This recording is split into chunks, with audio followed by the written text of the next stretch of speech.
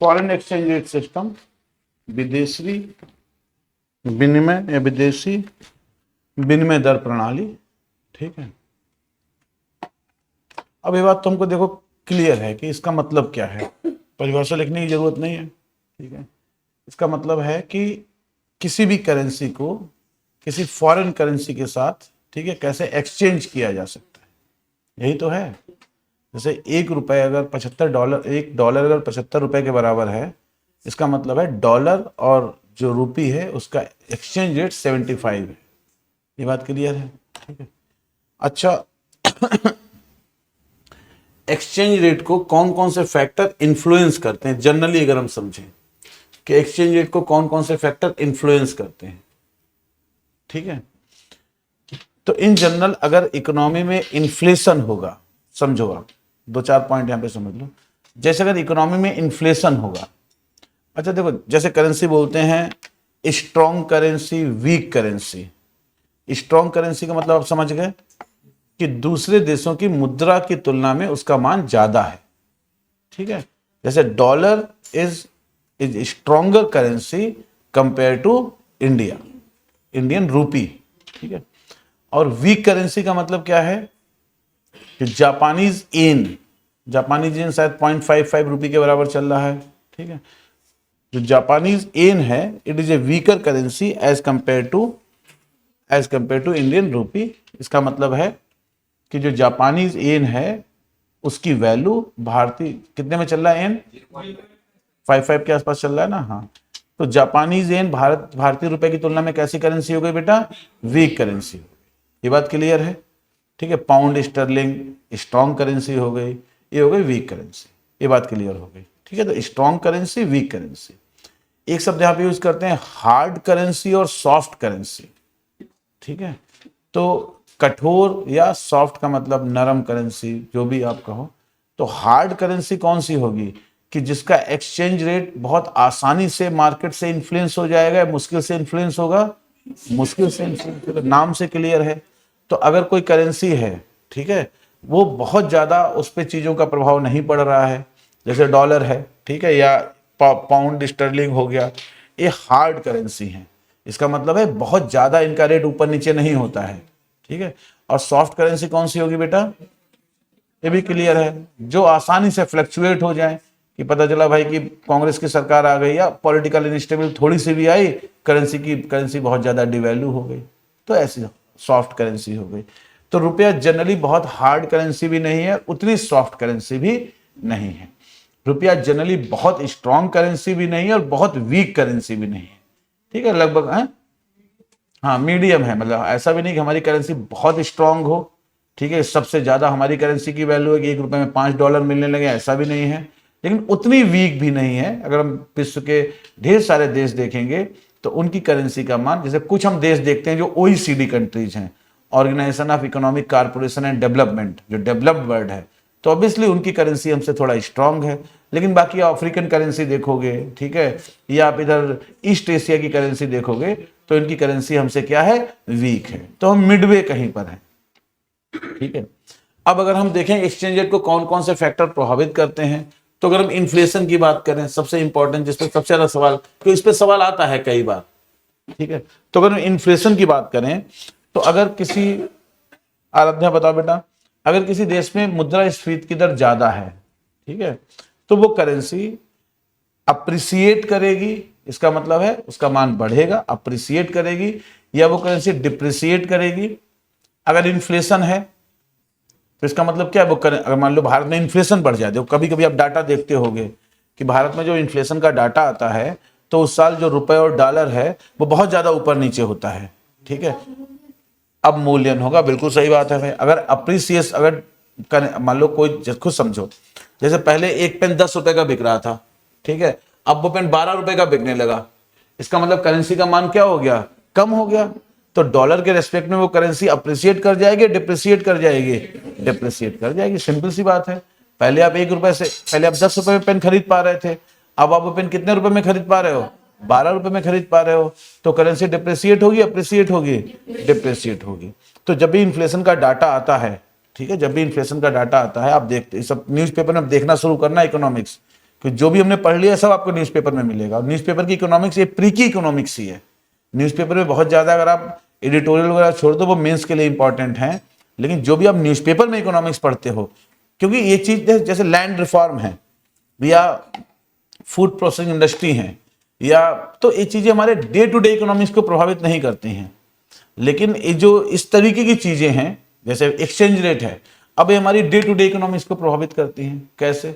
जैसे मान लो आपका कोई भाई ऑस्ट्रेलिया में पढ़ रहा है, ठीक है, या आप एक्सपोर्ट इंपोर्ट का बिजनेस करते हो, या आप घूमने जा रहे हो ऑस्ट्रेलिया, ठीक है। अब अगर रुपया बहुत ज़्यादा डिप्रिसिएट कर, जैसे मान लो कभी कोई ऐसा होता है कि आप कनाडा में पढ़ रहे हो, ठीक है। अब कनाडा में जब आपने बच्चे को पढ़ने भेजा, ठीक है, तो उसमें अब कनाडा में पेमेंट तो आप कनाडन डॉलर में करोगे या डॉलर में करोगे? कनाडा में भी डॉलर ही चलता है, कनाडियन डॉलर बोलते हैं उसको हम, हैं, कैनेडियन डॉलर बोलते हैं, ठीक है। अब वो डॉलर से पेग्ड है एक्चुअली, अभी हम देखेंगे पेग्ड करेंसी का मतलब क्या है, ठीक है। तो अब जब आपने अपने बच्चे को पढ़ने भेजा तो आपको पता था 50,000 रुपये महीने उसकी फीस है, और उसमें डॉलर 50 रुपये में चल रहा था।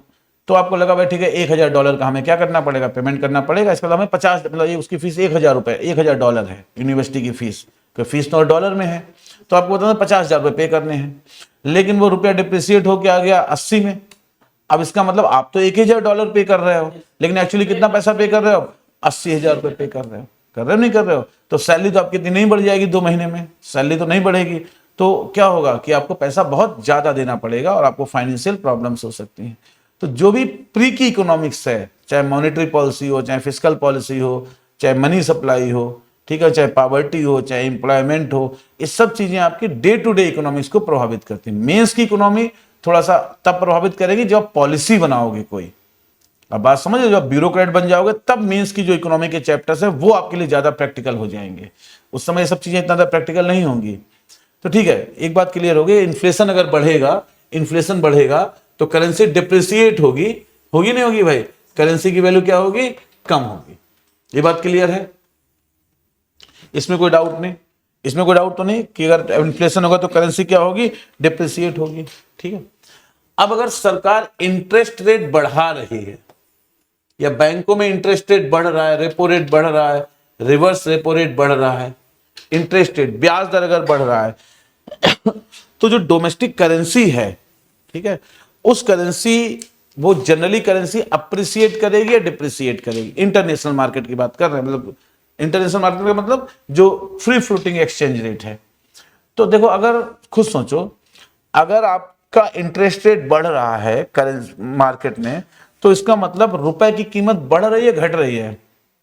देखो राजा बेटा सुनो, मेरे पास 100 रुपए हैं, ऐसे समझो आप, 100 रुपए मेरे पास हैं, आप किसी भी तरीके से समझ सकते हो।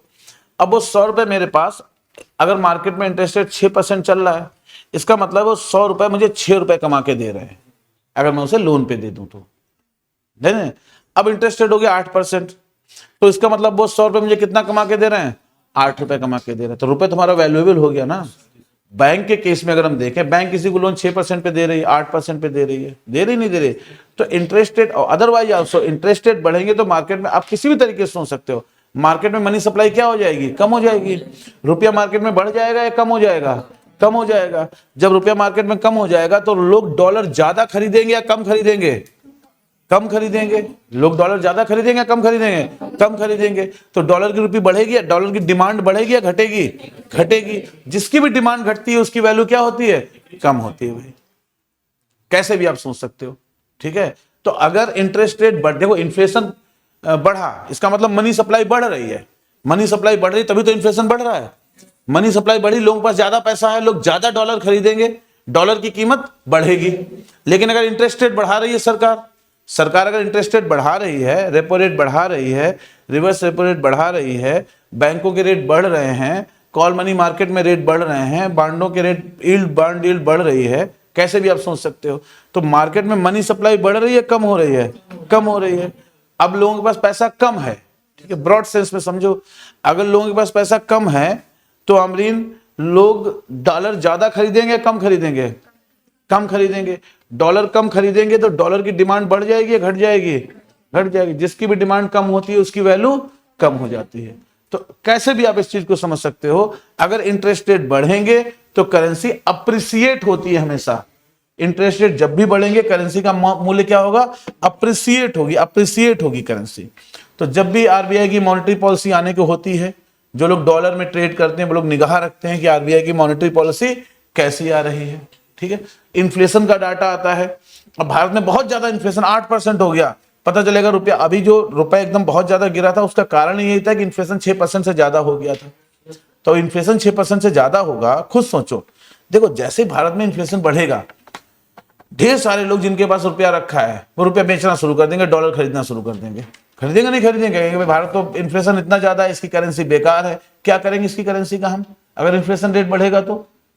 भाई अगर मान लो रुपया स्टेबल नहीं, इन्फ्लेशन बढ़ रहा है, तो रुपए का मान तो कम हो रहा है ना, तो लोग उस रुपए का क्या करेंगे, लोग खटाखट क्या करेंगे, रुपया बेचेंगे, क्या अपने पास रखेंगे, डॉलर रखेंगे। रखेंगे नहीं रखेंगे भाई, तो वो सारी इंटर रिलेटेड चीजें आप कैसे भी समझ सकते हो। तो अगर इंटरेस्ट रेट बढ़ेंगे तो करेंसी अप्रिसिएट होगी, करेंसी अप्रिसिएट होगी। तीसरा, ठीक है, जनरली अगर पॉलिटिकल, या पहले समझो अगर पब्लिक डेट बढ़ रहा है, पब्लिक डेट, पब्लिक डेट बढ़ रहा है, पहले इकोनॉमी वाला टर्म देख लो। पब्लिक डेट का मतलब है हाँ, सरकार ज्यादा उधार ले रही है, ठीक है, या फिस्कल डेफिसिट ज्यादा है, ऐसा समझो आप, ऐसे भी कंपेयर कर सकते हो। अगर फिस्कल डेफिसिट ज्यादा है, बेटिया तुम बताओ, बता पाओगे, तुम बताओ स्नेहा, ठीक है, अगर फिस्कल डेफिसिट ज्यादा है, या मतलब फिस्कल डेफिसिट का मतलब क्या बताया था, गवर्नमेंट बारोइंग, अगर सरकार ज्यादा उधार ले रही है तो उस देश की करेंसी अप्रिसिएट होगी या डिप्रिसिएट होगी। भाई सरकार लोन ले रही है, ठीक है, एक तो यही गलत चीज है कि सरकार अपना बैलेंस बजट नहीं बना पा रही, इकोनॉमिक कंडीशन सरकार की खराब है, लोग उस सरकार द्वारा जारी की गई करेंसी पे भरोसा नहीं करेंगे। अदरवाइज आल्सो भी, अगर सरकार ज्यादा लोन ले रही तो सरकार लोन, भाई लोन आप क्यों लेते हो, हाँ आवश्यकता होती है, लोन आप इसलिए तो लेते नहीं हो, लोन लेके आपने अपने घर में खजाने में रख लिया, ऐसे तो लोन लेते नहीं हो। लोन आप क्यों लेते हो, ताकि पैसा खर्च करो। तो सरकार भी लोन क्यों लेती है, खर्च करेगी, पैसा खर्च करेगी तो मनी सप्लाई बढ़ेगी, और अगर मनी सप्लाई बढ़ेगी तो मनी की वैल्यू कम होगी, मनी की वैल्यू कम होगी तो करेंसी डिप्रिसिएट करेगी। तो जब भी डेफिसिट होता है, बजट डेफिसिट अगर हो गया तब तो करेंसी बहुत कम चली जाएगी, क्योंकि वहां तो सरकार नोट ही छाप रही है। अगर मान लो बजट डेफिसिट हो गया, तो बजट डेफिसिट, अगर सरकार ऐसा डेफिसिट, ऐसा बजट लेके आ रही है जिसमें बजट डेफिसिट है, तो एकदम से करेंसी डिप्रिसिएट होगी, अप्रिसिएट होगी, डिप्रिसिएट होगी। तो सेम जब भी सरकार लोन लेती है, फिस्कल डेफिसिट बढ़ा, करेंसी गिरेगी, बजट डेफिसिट, करेंसी बहुत ज्यादा गई, लोगों को पता, तो सरकार नोट छाप के ले आएगी, कागज का टुकड़ा ही तो है भाई, हमारे लिए उस नोट की कीमत है। लेकिन जो व्यक्ति यूएसए में बैठा है, जो व्यक्ति जापान में बैठा है, जो कनाडा में बैठा है, उसके लिए उस टुकड़े क्या कीमत है, कुछ नहीं, कोई कीमत है कि वो तो उसके देश में चलेगा नहीं ना। अगर तुम डॉलर ले आओ, ठीक है, और डॉलर भारत सरकार बोलते मैं एक्सचेंज नहीं करेंगे, तो उस डॉलर का क्या करोगे आप, कुछ नहीं करोगे, कर पाओगे कुछ, बेकार है हमारे लिए। बोलो बेटा क्या करो, हाँ फिर इंटरनेशनल मार्केट में सेल करो, लेकिन अब सेल करोगे कहां, किसे ढूंढोगे इंटरनेशनल मार्केट में। भाई हमारा पहला तो ये सरकार बदल के दे हमको, सरकार मना कर दे कि नहीं कुछ नहीं, कागज का टुकड़ा तो बेकार है, नहीं है। तो अगर पब्लिक डेट बढ़ेगा तब भी करेंसी क्या होगी, डिप्रिसिएट करेगी। पब्लिक डेट है, गवर्नमेंट बारोइंग, करेंसी डिप्रिसिएट करेगी, ठीक है। अब अगर इसका मतलब हिंदी में लिख रहे हो आप लोग, हिंदी में पता है ना, पब्लिक डेट का मतलब लोक ऋण या सरकारी ऋण, ठीक है। करेंसी डिप्रिसिएट करने का मतलब है रुपए का अवमूल्यन होगा, डिप्रिसिएट करेगी, रुपए का मान कम होगा, ठीक है। अच्छा, इन जनरल देखो दो बड़े टर्म हैं, अगर पॉलिटिकल स्टेबिलिटी है तो करेंसी अप्रिसिएट करेगी, करेगी नहीं करेगी। अगर फाइनेंशियल स्टेबिलिटी है तब भी अप्रिसिएट करेगी, और अगर इन दोनों में अनस्टेबिलिटी है तो भाई करेंसी क्या करेगी, डिप्रिसिएट करेगी, करेगी नहीं करेगी, करेगी। अगर एफडीआई या एफपीआई इंक्रीज हो रहा है किसी देश में, बताओ बेटिया, तुम बताओ राजा बेटा, एफडीआई समझती हो ना आप, इतने देश हम लोग पढ़ रहे हैं, नहीं समझती हो। अगर किसी देश में एफडीआई बढ़ रहा है, ठीक है, फॉरेन डायरेक्ट इन्वेस्टमेंट बढ़ रहा है, या पोर्टफोलियो इन्वेस्टमेंट बढ़ रहा है, बोलो बेटा, हाँ बिल्कुल सही बात है। भाई देखो एफडीआई बढ़ने का मतलब क्या है कि आपके देश में डॉलर ज्यादा आ रहे हैं या कम आ रहे हैं? सिंपल सी बात है, ज्यादा आ रहे हैं। भाई इसमें कितना आसान है, पंडित जी बताओ। अगर एफडीआई बढ़ रहा है तो आपके पास क्या आ रहा है? एफडीआई के रूप में रुपया तो आएगा नहीं वहां से, कि वहां की सरकार डॉलर छापती है, तो आपके पास क्या आएंगे? डॉलर आएंगे। तो डॉलर अगर ज्यादा आ गए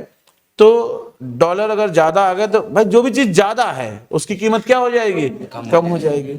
तो डॉलर ज्यादा आ गए तो डॉलर की कीमत कम होगी, रुपए की कीमत क्या होगी? बढ़ जाएगी। तो रुपया यहाँ पे हमारी करेंसी क्या होगी? हमारी करेंसी स्ट्रांग हो जाएगी, अप्रिसिएट करेगी। बहुत आसान है, हमारी करेंसी अप्रिसिएट करेगी। ठीक है। अगर मान लो बैलेंस या प्राइमरी अकाउंट डेफिसिट है, प्राइमरी अकाउंट डेफिसिट की बात कर रहे हैं। प्राइमरी अकाउंट डेफिसिट कहां है? सॉरी, करंट अकाउंट डेफिसिट की बात कर लो।